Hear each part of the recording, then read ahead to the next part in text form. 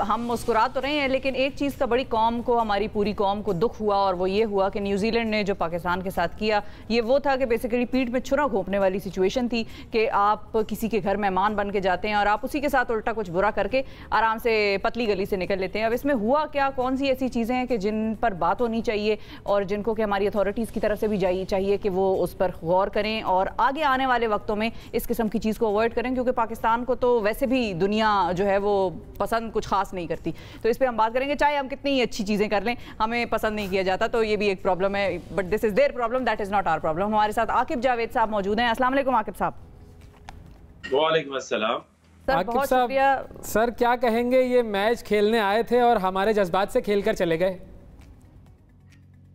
बात कुछ ऐसी ही है, क्योंकि देखिए कुछ चीजें ऐसी होती हैं, उनकी कोई सेंस होनी चाहिए, इसके पीछे कोई डिसीजंस आप लेते हैं और आपको शायद अंदाजा भी नहीं होता कि आप जो करके जा रहे हैं इसके कितने बुरे असरात पड़ सकते हैं किसी मुल्क के साथ। क्योंकि देखिए एक प्रोसीजर्स हैं, जैसे कोई टीम, इंटरनेशनल टीम पाकिस्तान में आती है, no doubt we had like two very bad incident in our past, like 2002 में न्यूजीलैंड टीम थी, लेकिन वो उनके ऊपर अटैक नहीं था, एक वैसे ब्लास्ट हुआ था कराची के अंदर। फिर 2009 में आई विटनेस मैं उसका भी हूँ, क्योंकि वो पाकिस्तानी टीम की जो बस 1 मिनट पीछे थी, मैं उसमें बैठा हुआ था। बड़े मुश्किल हालात थे और वो टाइम भी पाकिस्तान के लिए अच्छा नहीं था। तो तब ठीक है, हमने माना, उनसे सॉरी भी किया, सब कुछ किया, उनको कंसोल किया। बट जो आज हालात हैं वो तो बहुत बेहतर है। अभी पाकिस्तान एक ऐसा मुल्क है जहाँ पे अभी आपने देखा कि पूरी दुनिया की जो डिप्लोमेट्स हैं वो अफगानिस्तान से इसी इस्लामाबाद में 1 हफ्ता 10 दिन रहे, तो वो सबसे ज्यादा सिक्योर हेवन तो पाकिस्तान था और इस्लामाबाद था। तो जैसे ये टूर की प्रोसीजर्स ऐसे होते हैं कि एक सिक्योरिटी डेलीगेशन आता है, वो जितने भी आपके सिक्योरिटी अदारे हैं उनके साथ पीसीबी के थ्रू सेटिस्फेक्शन उनको मिलती है कि क्या प्रोसीजर होंगे, कितने लोग होंगे, क्या रूट होगा। तो जब वो उसको ओके करते हैं तो टीम आती है। अच्छा, ट्रस्ट किसके ऊपर होता है? जो आपकी लोकल सिक्योरिटी के अदारे हैं। बिल्कुल, यस। जब आप एक आपको किसी ने, मैं अगर इस्लामाबाद जाता हूँ और मुझे कोई एक थ्रेट आ जाती है, तो मेरा क्या काम है कि मैं जो सिक्योरिटी के अदारे हैं, जो होस्ट है, पीसीबी है, उनको बताएं, ताकि वो आगे अपने सिक्योरिटी के अदारों को बताएं और वो देखेंगे क्या ये फेक है, क्या ये सही है, क्या ये कितना सीरियस है। वो उन्होंने डिसाइड करना है।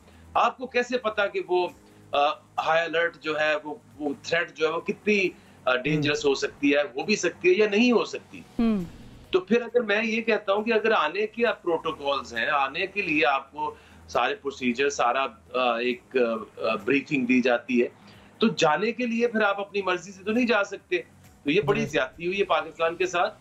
एंड मूविंग फॉरवर्ड, आगे क्या ऑप्शंस क्या है पाकिस्तान के पास? क्योंकि हम ये कहते हैं कि जी हम इस मामले को आईसीसी में उठाएंगे, आगे इंग्लैंड ने भी आना है। आईसीसी जो है वो तो कहेगा कि ये चूंकि आपकी बाहमी सीरीज है तो आप खुद इसको डील करें। वो तो पाकिस्तान इंडिया की बाहमी सीरीज के मसाइल आज तक हल नहीं कर सका है, तो आईसीसी क्या कर सकता है इस पूरी सूरत हाल में? देखिए, आईसीसी तो तब करेगा जब ये, it's not board to board. आपको पता ही, जैसे ये सारे उन्होंने जाने का फैसला किया तो इमरान खान जो प्राइम मिनिस्टर, उन्होंने न्यूजीलैंड की प्राइम मिनिस्टर को फोन किया, उनको कन्विंस करने की कोशिश की, लेकिन उन्होंने कोई बात नहीं सुनी। फिर क्रिकेट बोर्ड के चीफ एग्जीक्यूटिव डेविड वाइट से बात की, उन्होंने बात नहीं सुनी। तो अब जब तक वो एक चीज जो वो बताने को तैयार नहीं है, सारा केस तो उसके ऊपर बिल्ड होगा कि वो थ्रेट लेवल किसने दिया, कहाँ है। वो कह रहे हम बताएंगे नहीं। अच्छा, जब तक आप वो बताएंगे नहीं तो आईसीसी तो आपको सीधा ये कहेगा कि भाई ये तो सिक्योरिटी का मसला था, ये आप अपने हमारे फॉरेन ऑफिस से बात करें, अपने फॉरेन ऑफिस से पूछें। ये गवर्नमेंट टू गवर्नमेंट एक लेवल है, क्रिकेट बोर्ड तो बाद में आता है। जैसे हमेशा देखिए, अगर इंडिया पाकिस्तान की बात करें, कितने भी बुरे हालात होते हैं तो क्रिकेटर तो क्रिकेट खेलना चाहता है, बट उसमें रुकावट कोई क्रिकेट बोर्ड या क्रिकेटर्स नहीं है। वो आपकी पॉलिटिकल लेवल है, गवर्नमेंट टू गवर्नमेंट आपकी प्रॉब्लम्स है। तो अब ये सबसे बड़ा मजाक तो ये कर रहे हैं कि वो नहीं शेयर करेंगे थ्रेट लेवल। अब जब तक आप शेयर नहीं करेंगे, क्या लगता है आपको क्या लगता है यहाँ पर हुआ क्या? Were they playing in the hands of somebody else? क्योंकि बाद में तो ये भी बातें आई कि 5 बेसिकली एजेंसियां थी जिन्होंने उनको कहा कि भाई क्योंकि खुद तो उनकी इतनी कैपेबिलिटी नहीं है कि वो पाकिस्तान की एजेंसी के साथ मुकाबला करें जिसने 20 साल से ज़्यादा यहाँ पर दहशतगर्दी से जंग लड़ी है। उनको क्या पता, वो बाहर के लोग उधर बैठे हैं, 4.9 मिलियन उनकी कुल आबादी है न्यूजीलैंड की। तो वो जो ये जितनी भी इंटेलिजेंस एजेंसीज थी जो उनको ये कह रही थी कि भाई आपको बड़ा खतरा है और आप विड्रॉ कर जाएं, उनका क्या पॉलिटिकल भी कोई मामला था? क्योंकि हिंदुस्तान और ये सब चीजें तो हम बड़े अच्छी तरह से जानते हैं।